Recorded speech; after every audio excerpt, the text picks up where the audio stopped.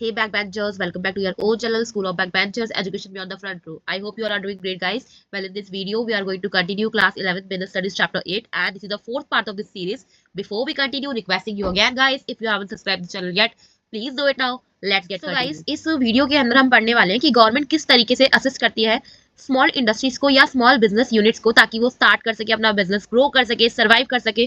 तो गवर्नमेंट जो है सपोर्ट देती है इन स्मॉल इंडस्ट्रीज को अलग अलग तरीके से, लाइक उनको फाइनेंशियल हेल्प की अगर नीड है तो वो प्रोवाइड करती है, गाइडेंस चाहिए तो गाइडेंस प्रोवाइड करती है, इंफ्रास्ट्रक्चर चाहिए तो वो प्रोवाइड करती है, डिफरेंट तरीके के इंसेंटिव्स देती है, टैक्स में रिलैक्सेशन देती है, और इन बिजनेसेस को, जो स्मॉल इंडस्ट्रीज है, स्मॉल बिजनेस यूनिट्स है, ये ग्रो कर सके, सर्वाइव कर सके मार्केट के अंदर और ज्यादा से ज्यादा एक्सपेंड हो सके, इसलिए इनको अलग तरीके से हेल्प करती है। तो हम पहले पढ़ने वाले जो इंस्टीट्यूशनल सपोर्ट गवर्नमेंट देती है, तो पहला इंस्टीट्यूशनल सपोर्ट जो है गवर्नमेंट ने NSIC, क्या है ये? नेशनल स्मॉल इंडस्ट्रीज कॉर्पोरेशन, ये एक इंस्टीट्यूट है। इससे गवर्नमेंट क्या करती है देखते हैं। NSIC एक गवर्नमेंट ऑर्गेनाइजेशन है जो स्टार्ट किया गया था 1955 में।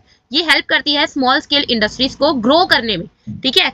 क्यों सेटअप किया गया था इसको? बहुत स्मॉल एंटरप्रेन्योर्स जो होते हैं उनके पास गुड आइडिया होता है, लेकिन बिजनेस स्टार्ट करने के लिए अच्छा फाइनेंस नहीं होता है, फंड नहीं होते हैं, तो but lack of money to buy machinery and raw materials, ये अपना बिजनेस स्टार्ट ही नहीं कर पाते, अपने आइडियाज को कभी इंप्लीमेंट ही नहीं कर पाते। तो गवर्नमेंट क्या करती है, ये जो फाइनेंशियल प्रॉब्लम है उनकी, वो हेल्प करती है थ्रू NSIC, ठीक है। तो NSIC help solve this problem. For example, एक स्मॉल फर्नीचर मेकर है और उसको मॉडर्न कटिंग मशीन चाहिए। अभी तक उसका बिजनेस चल रहा था, बट अभी कंपटीशन वो पीछे रह रहा है क्योंकि उसके पास मॉडर्न कटिंग मशीन नहीं है, क्योंकि वो उसको अफोर्ड नहीं कर सकता। तो वो NSIC के थ्रू फाइनेंस ले सकता है या अपनी प्रॉब्लम को सॉल्व कर सकता है। इससे क्या होगा, NSI जो है उसको हायर परचेज पे ये मशीनरी दिलाने में हेल्प कर देगी। हायर परचेज का मतलब होता है गाइस, रेंट पे जो हैवी मशीन्स होते हैं, टूल्स होते हैं, उसको दिलाना, ठीक है। NSIC ने गवर्नमेंट ने एक स्कीम और लॉन्च की है, performance and credit rating scheme.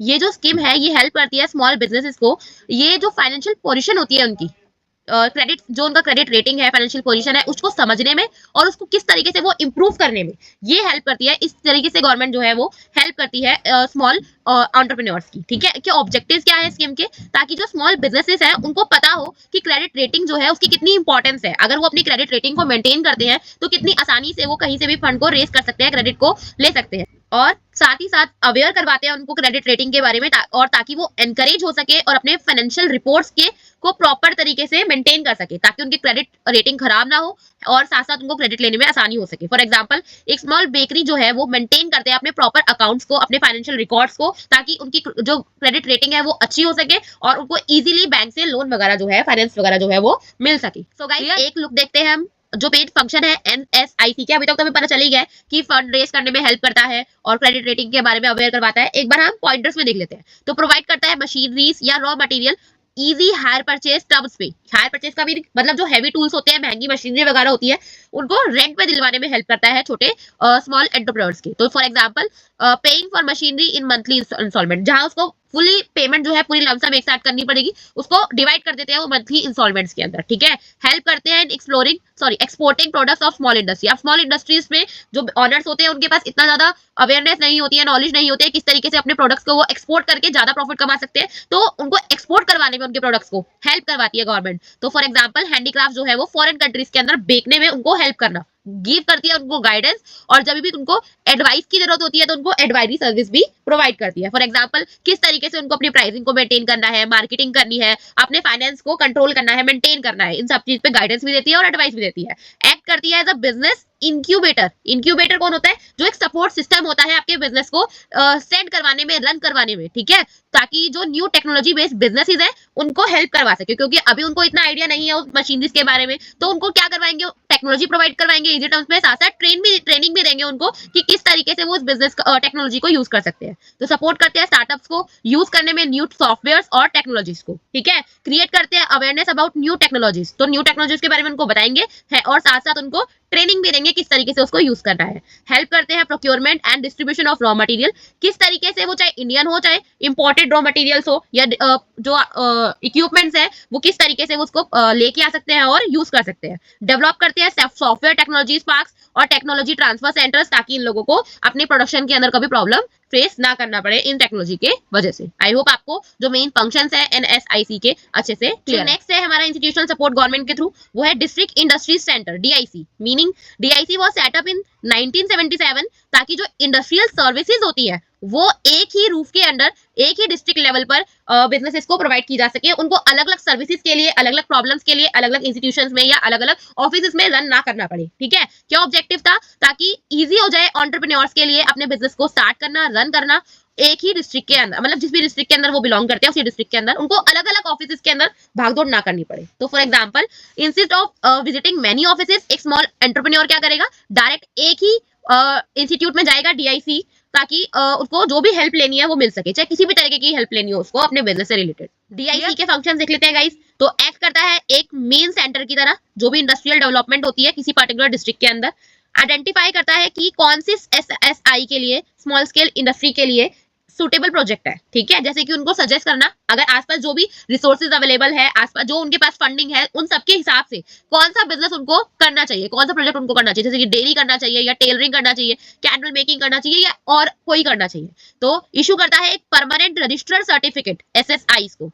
ठीक है, प्रोवाइड करता है मार्केटिंग सपोर्ट, हेल्प करता है उनके प्रोडक्ट्स को उनको गवर्नमेंट फेयर्स पे बिकवाने में, ताकि उनको कम पैसे ना मिले उनके प्रोडक्ट के लिए। एक लिंक की तरह एक्ट करता है एंटरप्रेन्योर्स और बैंक्स के बीच में। ठीक है, हेल्प करता है लाइसेंसेस, अगर उनको किसी पर्टिकुलर चीज का लाइसेंस चाहिए तो वो लाइसेंस उनको दिलवाने में हेल्प करता है। लोन प्रोवाइड करवाता है, कोई वर्कशीट चाहिए उनको, रॉ मटेरियल चाहिए उनको, ये सब चीजें दिलवाने में उनको हेल्प करता है। गवर्नमेंट की अगर कोई न्यू स्कीम्स आती है, जैसे कि एजुकेटेड अनएम्प्लॉयड यूथ है, उनके पास एजुकेटेड तो है लेकिन एम्प्लॉयमेंट नहीं है, तो उन लोगों के लिए कोई भी स्कीम अगर आ रही है गवर्नमेंट की तरफ से तो उसको पूरी तरह से इंप्लीमेंट करवाया जा सके उस डिस्ट्रिक्ट के अंदर, उसमें हेल्प करवाता है। एंटरप्रेन्योर्स को हेल्प कराता है ताकि वो आसानी टर्म्स पे मशीन्स और रॉ मटेरियल्स को बाय कर सके। तो इंस्टीट्यूशनल सपोर्ट है जो गवर्नमेंट करती है, उसके अलावा दूसरे इंसेंटिव्स जो गवर्नमेंट देती है हिली, बैकवर्ड और रूरल एरियाज में इंडस्ट्रीज को, वो देख लेते हैं। To promote development in less developed area, ज्यादातर लेस डेवलप्ड एरिया यही होते हैं, हिलीज एरिया या बैकवर्ड एरिया या रूरल एरिया, तो गवर्नमेंट को स्पेशल इंसेंटिव्स देती है इन इंडस्ट्रीज को, ताकि यहाँ पे लोग इंडस्ट्रीज लगाए और यहाँ पे दूसरी फैसिलिटीज जो है, इंफ्रास्ट्रक्चर जो है वो डेवलप हो सके। तो सबसे पहले तो पावर सब्सिडी देती है, इलेक्ट्रिसिटी जो होती है वो लोअर रेट पे दी जाती है और कभी कभी तो इनिशियल ईयर्स के अंदर फ्री भी दी जाती है। ठीक है, फॉर एग्जाम्पल एक स्मॉल फैक्ट्री को 50% कॉस्ट के ऊपर इलेक्ट्रिसिटी प्रोवाइड करना, तो उसका बिजली का बिल बचेगा और उसकी कॉस्ट जो होगी प्रोडक्शन करने में वो कम हो जाएगी। Tax holidays, industries are exempted from paying tax for 5 to 10 years. तो डिपेंड करता है कि किस टाइप की इंडस्ट्री है, किस चीज का प्रोडक्शन कर रही है, और अलग अलग तरीके से अलग अलग ईयर्स का, मतलब किसी को 5 का, किसी को 6 का, 5 से लेकर 10 ईयर्स तक का डिफरेंट इंडस्ट्रीज को टैक्स से एग्जम्पशन दी जाती है कि उनको पे ही नहीं करना पड़ेगा। फॉर एग्जाम्पल एक न्यू यूनिट जो है उसको इनकम टैक्स पे ही नहीं करना स्टार्टिंग के 5 ईयर्स में। Land and water at concessional rates, तो अभी जैसे हमने पावर का पढ़ा कि इलेक्ट्रिसिटी फ्री दी जाती है, कम रेट पे दी जाती है, इस तरीके से जो लैंड है और वाटर है वो चीप रेट पे उनको दिया जाता है या नॉट प्रॉफिट या कोई ऐसे नो लॉस के बेसिस पे दिया जाता है। और फूड प्रोसेसिंग यूनिट जो है उसको लो कॉस्ट पे लैंड मिल जाएगा एक रूरल एरिया में। कोई और पर्पस के लिए खरीदोगे तो उसके हाई रेट होंगे, बट आप कोई पर्टिकुलर इंडस्ट्री लगाने के लिए वहां पे लैंड ले रहे हो या वाटर ले रहे हो तो वो आपको चीप रेट पे मिल जाएगा। अबॉलिशन ऑफ ऑक्ट्रॉय, ऑक्ट्रॉय का मीनिंग अभी बताती हूँ गाइस। मोस्ट स्टेट जो है उन्होंने ऑक्ट्रॉय जो होता है एक तरह का टैक्स होता है, ठीक है, तो उसको रिमूव कर दिया है ताकि जो बिजनेस की कॉस्ट है वो कम हो जाए। फॉर एग्जाम्पल गुड्स जो होती है वो आपके बिना किसी चार्ज के फ्रीली मूव कर सकते हैं स्टेट टू स्टेट, और मतलब इंट्रा स्टेट बिजनेस करोगे तो आपको टैक्स जो पे करने पड़ते हैं वो नहीं देने पड़ेंगे। तो ऑक्ट्रॉय एक तरह का टैक्स ही होता है। नेक्स्ट है गाइस प्रोटेक्टिव मेजर्स। तो गवर्नमेंट रिजर्व करती है 800 आइटम्स, ऐसे आइटम जिनको लार्ज इंडस्ट्री नहीं बना सकती, ये स्मॉल इंडस्ट्रीज ही प्रोड्यूस कर सकती है और इनमें रॉ मटेरियल को भी प्रायोरिटीज दी जाती है। फॉर एग्जांपल स्मॉल इंडस्ट्रीज जो है वो सर्टेन हैंडीक्राफ्ट को मैन्युफैक्चर कर सकती है, ना तो मीडियम ना तो लार्ज इंडस्ट्री इनको बनाएगी। ठीक है, तो इनके लिए रिजर्व कर दिया गया है ताकि इनका कंपटीशन जो है लार्ज इंडस्ट्री से कम हो जाए। तो एक तरह से इनको प्रोटेक्ट करने का काम कर रही है गवर्नमेंट। मार्केटिंग असिस्टेंस देती है गवर्नमेंट, हेल्प करती है प्रोडक्ट को सेल करने में, और जो प्रोवाइड सेल होगी ही होगी उस चीज की गारंटी भी देती है गवर्नमेंट। फॉर एग्जांपल गवर्नमेंट जो होती है वो यूनिफॉर्म जो होती है स्मॉल टेक्सटाइल यूनिट से खुद ही खरीद लेती है ताकि जो उनकी सेल्स है वो गारंटेड हो जाए। फाइनेंशियल असिस्टेंस की बात करें तो सब्सिडी देती है 10 to 15%, जैसे कि बिल्डिंग कैपिटल एसेट्स पे या लोन्स पे लो इंटरेस्ट रेट देती है। ठीक है, फॉर एग्जांपल लोन देना इजी मंथली इंस्टॉलमेंट के साथ में और बहुत ही कम इंटरेस्ट पे। Sales tax exemption, small industries जो होती है उनको एग्जाम किया जाता है कि उनको सेल्स टैक्स पे नहीं करना पड़ेगा एटलीस्ट स्टार्टिंग के 5 सालों तक। For example lower product price देना due to no sales tax, तो उसको इससे वजह से उनको प्रॉफिट ज्यादा होता है और उनको टैक्स नहीं देना पड़ता जितनी भी सेल्स वो उसके ऊपर कर रहे हैं। सो गाइस आई होप आपको ये चैप्टर अच्छे से क्लियर है। हमें हमारा चैप्टर कंप्लीट हो गया है। अगर आपको वीडियोस पसंद आती है प्लीज लाइक कीजिए, चैनल को सब्सक्राइब नहीं किया है तो सब्सक्राइब कीजिए। मिलते हैं नेक्स्ट वीडियो में नेक्स्ट चैप्टर के साथ, तब तक के लिए बाय।